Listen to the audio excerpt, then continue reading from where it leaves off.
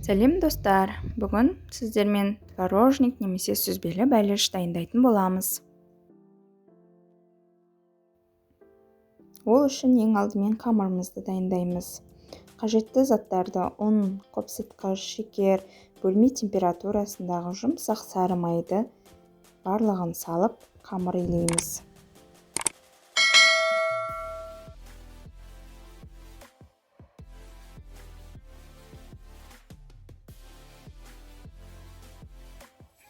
Сары май мен ұнды қолымызбен жақсылап араластырамыз. Қамырымыз песочный болып шығу керек. Осылай қолымызбен жақсылап езіп үгітеміз.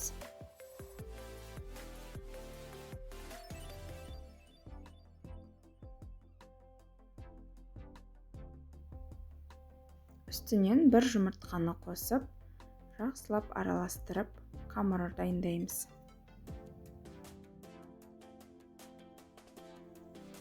Қамырымыз дайын.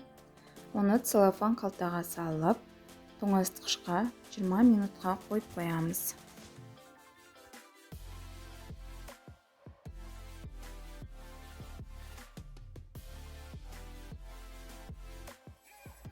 Дайын болған қамырды пісіретін формаға видеода көрсетілгендей етіп жайып шығамыз. Мен 24 диаметрлі форманы пайдаландым. Қамырдың жандарын тегістеу үшін стаканды немесе шанышқыны пайдалансаңыздар болады. Енді салмасын дайындаймыз. Ол үшін сүзбеге қаймақты, шекерді, жұмыртқаны салып, жақсылап езіп араластырамыз.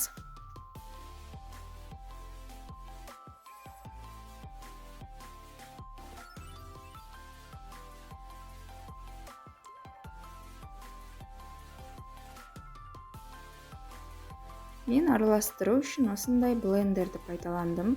Егер блендер болмаса, шанышқыны пайдалансаңыздар болады. Бастысы сүзбе түйіршік болып қалмау керек. Салмамызды дайындап қойған қамырдың үстіне құямыз.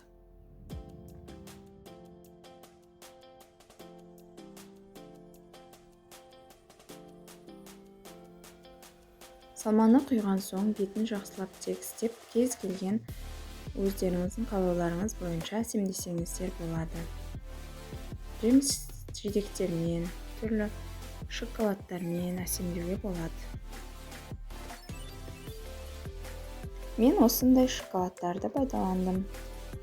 Шоколадтарды салып әсемдеп болғаннан кейін қызып тұрған пеште 20 минутта пісіреміз. Сүзбелі бәлішіміз дайын, жұмсақ, нәзік болып шығады. Сіздер де дайындап көріңіздер. Сіздермен болған ләззат. Каналыма тіркелуді, лайк басуды ұмытпаңыздар.